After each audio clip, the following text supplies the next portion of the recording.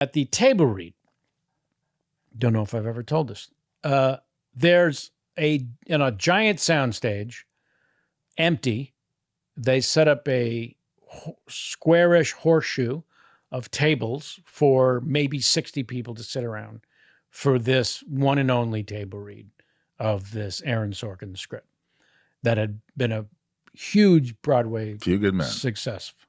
Over 500 performances already at that point. A Few Good Men. And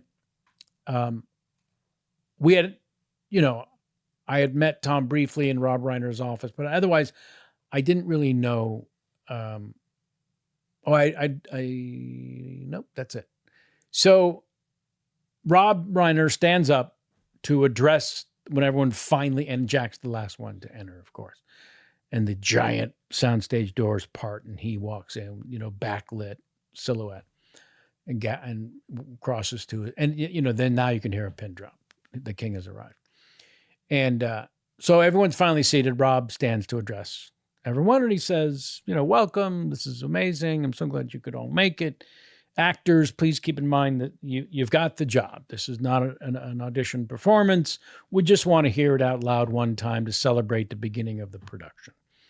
But he goes on for what seems like 17 minutes. I am Where's Waldo in this cast. Let's be clear. I'm Demi Moore, surrounded Tom by Cruise, Kevin Bacon, Kiefer Sutherland, Jack Nicholson. Yeah, even J.T. Walsh. Oh, yeah. I mean the cast. And Rob Reiner is batting 1,000 at this point. Oh, yeah.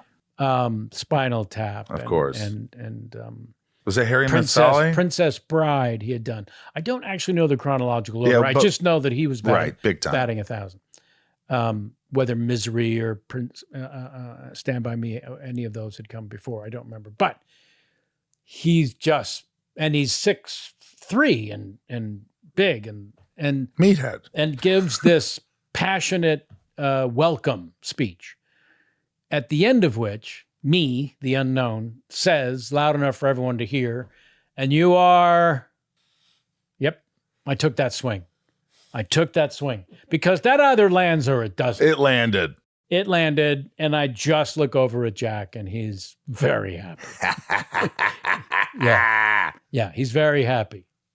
He's very, very happy. Wow. And then... that made you feel good. Yes. Then I know he likes me because he's fucking with me while we're shooting. What is he doing? Which he was surprising that he was gregarious and goofy, not standoffish and aloof. He was having the most fun on set. I've said this before in my act many times and on talk shows. When Rob Reiner said action, he was letter perfect, never missed a syllable. We shot that courtroom scene soliloquy for days. He was a clinic to watch. But when Rob said cut, Jack looked like he'd been stoned for 3 days. He was just the happiest camper. And but yeah, so yeah. By the way, just to interject, when he said you can't handle the truth, you were there every take. Yeah.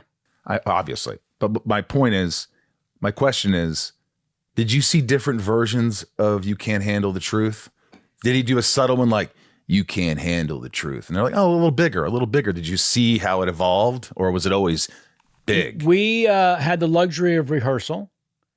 So again, on an empty sound stage with tape on the ground, the way I suppose you would rehearse a play, or so I've been told. And Rob Reiner worked with Tom, Demi, and I first for several days, and then eventually brought Jack in. And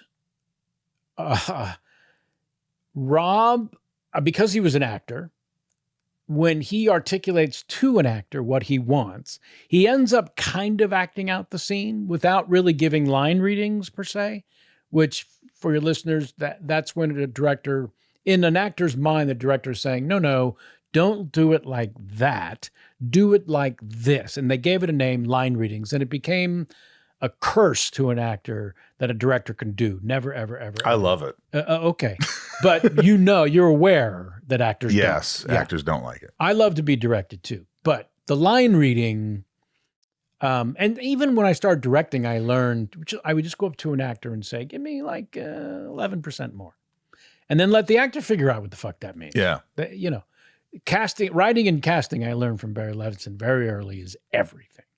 You get the right people saying these words, just fucking sit back and shut up. Roll film. Yeah, get a great shooter, get a great cutter, you're off to the races. Right. So Jack comes in, and Rob had spent the previous 3 days with Tom, to me, and I, as I said, talking through these scenes. We would act them, and then he would give what to a layman would appear to be a line reading, as again, his way to articulate what he's looking for. You know, when you get to the place, to the thing, and you say this, and he says it, I really want to see the passion, the thing, whatever the thing is. Right. He would never say, don't do it like that, because it's just undermining the performer. We're children in a sandbox. We can't be scolded, right?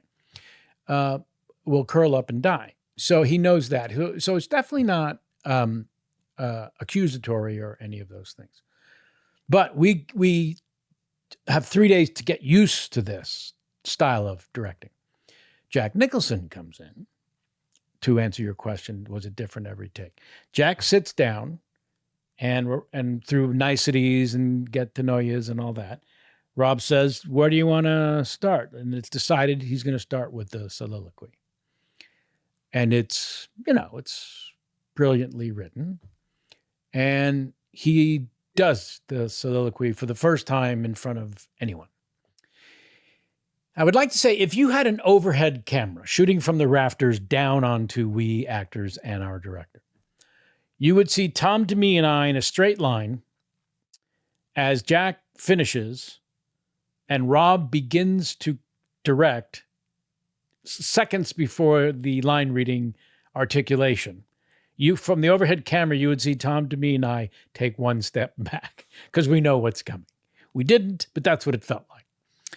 And so sure enough, Rob says, oh man, Jack, we could shoot right now. That was just, and compliment after compliment.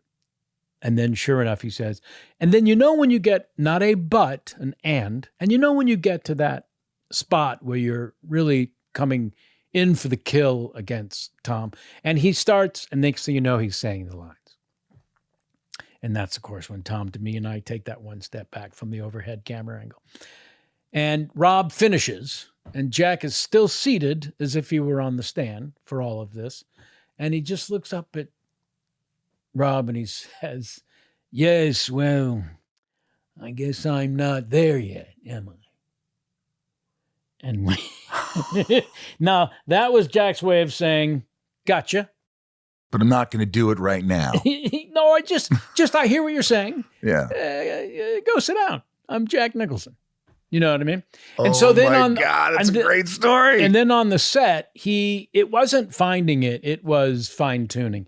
It wasn't, I'm going to give you 11 versions. You decide which one you want in post. It was very slight variations on a performance. Yeah, it wasn't like, you can't handle. You can't handle. No, that's not the right one. You can't. No, that's not it. The truth. Yeah. I'm going to change the line. No, but he did. He was goofy and gregarious always. For example, when the camera's over Jack's shoulder onto Tom in that final moment, when Tom comes at him and says, I want the truth. Yeah. For that moment, the camera's next to Jack's face.